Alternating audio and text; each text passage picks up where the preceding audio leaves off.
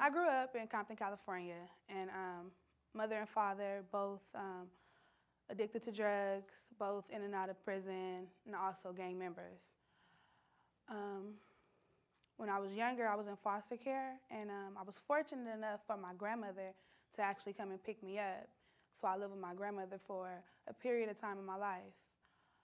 Around the time I turned 10, my grandmother had remarried, and the person she married had been incarcerated for statutory rape. Under the circumstances, I wasn't able to live under the same roof. So, of course, there was an option, him or me. Unfortunately, she chose him. So I was forced to live with my aunt. My aunt, who was also addicted to drugs, she was clean and sober for about 6 months before I moved with her, but of course not a parent. She also had 3 young boys of her own.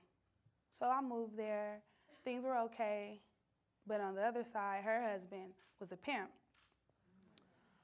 So I was there, and I've witnessed a lot of drug dealings, a lot of drug selling, a lot of drug use, a lot of prostitution, parties. My house was more so the party house. So with all that around me, of course, you know, without the right guidance, I chose the streets. I found love in the streets. I believe my friends, my homies, the older ones, they loved me. They took me in, and for a while it was okay. You know, they taught me how to sell drugs. I thought that was okay. They taught me the ropes in the streets. When I was about 15, I was serious and I joined a gang. So I started gang banging, I started selling drugs. I did everything you could imagine. I was robbing, stealing, you know, and fortunately I'm a little cute, so people kind of like, you know, they don't think that I'm like, I was like that at the time. So I got over on a lot of people. Later on, I was about 16, 17, and a drug deal gone bad. A lot of my friends actually went to jail and are still incarcerated as of now, and I got away. Being that I was like 16, 17, I used to think to myself, oh, I'm always gonna get away with it. You know, I never got caught. You know, everybody else gets caught, I never get caught. Unfortunately, when I turned 18 in October, and I was convicted of selling drugs in November. So I went to jail right after I turned 18, and it was a terrible experience for me, of course. I was in a cell with a heroin addict. I don't know if anybody's familiar with their kicking, but they kick and it's terrible. They, you know, they throw up, they have bowel movements, and it's terrible. And you're in like a, you know, 10-inch room with this person that's doing all these things, you know. While I was incarcerated, I later found out my mother was also incarcerated, and my grandmother, she was actually talking to the both of us, you know, and a kite was sent to my pa about my mother. A kite in prison is a letter from one jail to another. And Father Greg actually came to my mother's prison and let her know about the program. My mother was so worried about me instead of herself, you know, but when she got released, she actually went to Homeboys, and Father Greg hired her. Shortly after that, I was released, and I went to Homeboys, and he hired me. Even though he hired me, I was only 19 at the time. I still wasn't really ready to completely change my life. Like I said earlier, I was raised in Compton, California, and we're not too fond of Hispanics. It's very, very, very racist in Compton, and that's how I was raised. So when I arrived at Homeboys, it was kind of weird for me to be trying to work in around all of the Latinas, you know, and I had an altercation with one of them, with a Latina, and I was placed in anger management. And anger management helped me out a lot simply because I didn't think I was angry, so, you know, and, you know, I paid attention because it was kind of interesting to kind of like go back in life and understand why I'm angry, what's going on with me. A lot of abandonness was going on in my life, and I was just trying to get in tune with it. Like I said before, I wasn't ready completely when I first came to Homeboys. So I was still gangbanging, I was still using drugs, and I thought that it wasn't gonna catch up to me. Later on, months down the line, I was kicking it with my homies, and one of my homeboys turns to me and he's like, you know, Shayna, take this picture of me, take this picture of me. And I'm like, okay, all right, chill, you know. So I take the picture and he's like, no, I don't like that one, I don't like that one. I'm like, okay, well, what picture, you want me to get the picture? Like, you know, you want me to get in it or what, you know?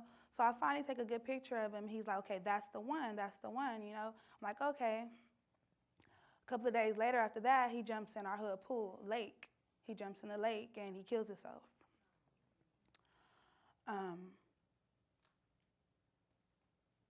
It was more so a reality check for me. I was just like drinking with them. I was just chilling with them, you know, and it kind of hurt my feelings that he asked me to take the picture. Like, why would you want me to take it? Like, I don't know if he knew he was going to kill himself or what, you know, but he did. And I found myself back in counseling, of course, you know. And after that, I started to take my life a little bit more serious. I believe that was my turning point.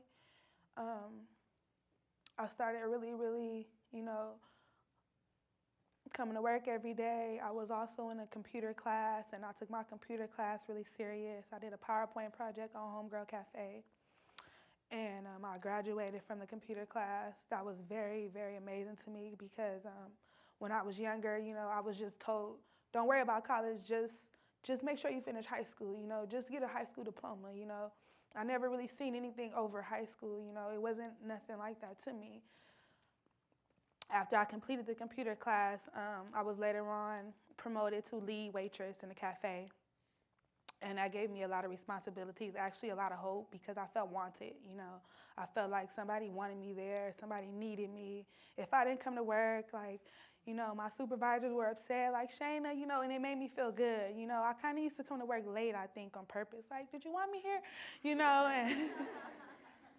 and you know, and it took a while for me to understand, you know, if you don't want it for yourself, nobody else is going to want it for you regardless, you know. You have to want something for yourself in life. Later on, like they said, it's a 1-year training program, and 2 guys came from a very good background, and they were owners of different restaurants, and they came to train us. And they were telling us, like, you know, maybe one day we're going to open our own restaurant, and we might be able to take a couple of you homegirls with us, you know. And kind of like being from where I'm from, like, you don't think you would be able to, like, adventure out or, you know, really get picked somewhere, you know. So I didn't really take it serious. I'm thinking, like, oh, they're from Hollywood, they're from Beverly Hills. They're not going to like me. Like, they're not going to pick me, you know. And, you know, I was picked. I was chosen, you know. They asked me to come do an internship at the Black Cat Bakery. And I did the internship, and I was hired. I'm currently there now. We're actually hoping to, you know, open other restaurants, and I was told that one day maybe I could be manager at the next restaurant, you know. I've received an award for one of the first homegirls to actually succeed in this program and make it through the program and successfully make it through the program, successfully do the internship and complete it.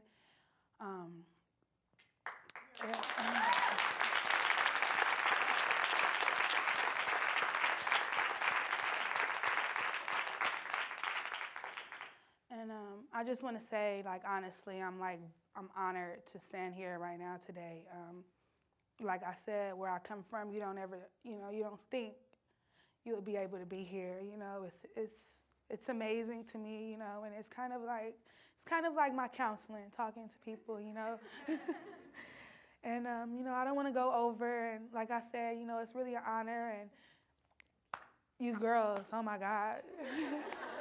Seriously, you know, like, you guys touch me because, like, I would never thought, you know what I mean? Like, I wish I would have took your road, but I can honestly say, you know, my struggles for sure made me who I am today. You know, it's life-changing, you know, to know that it is a second chance out there, you know, that somebody else cares or someone else is, you know, listening to you or even just, you know, trying to help you, you know what I mean? So I just want to say thank you.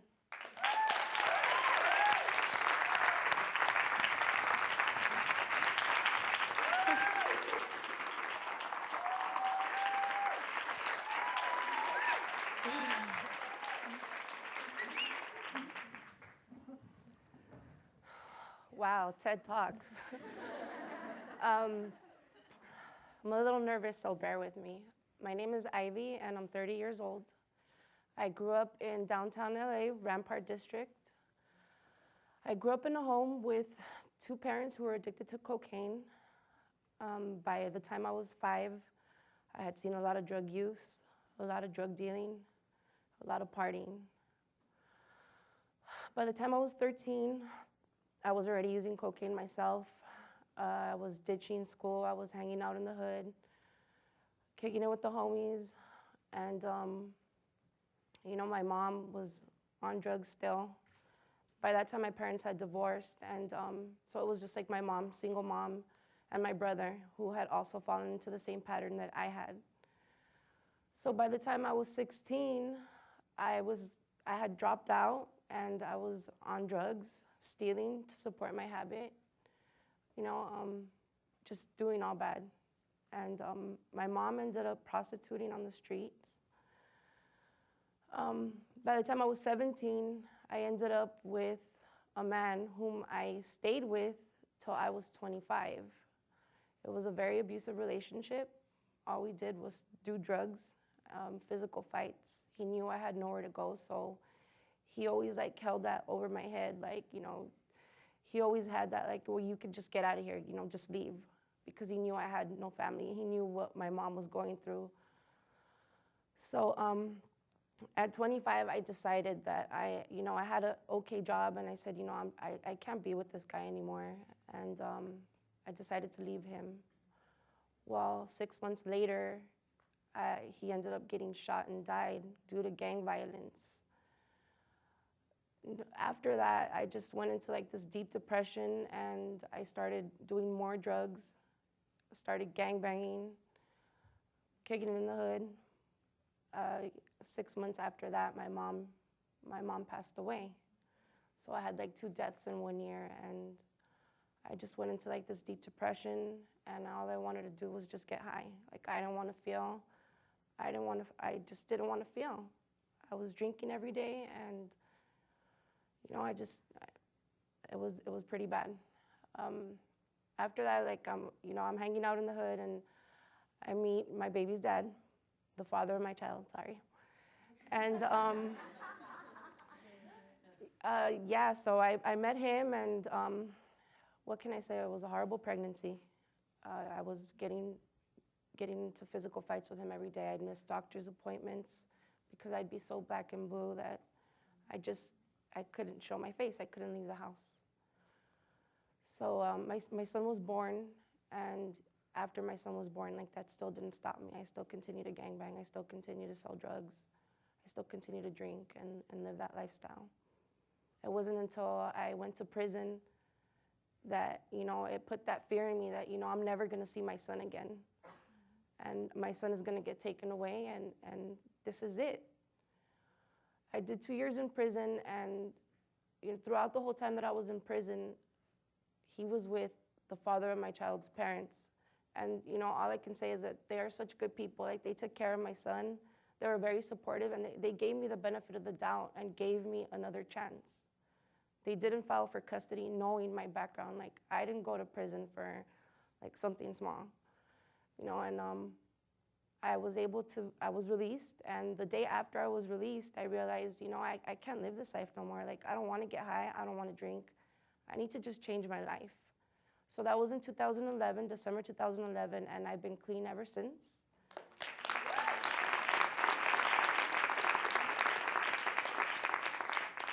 When I was released, I didn't have anywhere to stay, so my parole officer suggested that I go to a rehabilitation center, which is where I met a friend who was there, and she said, well, I used to work at Homeboy Industries, why don't you go and check it out?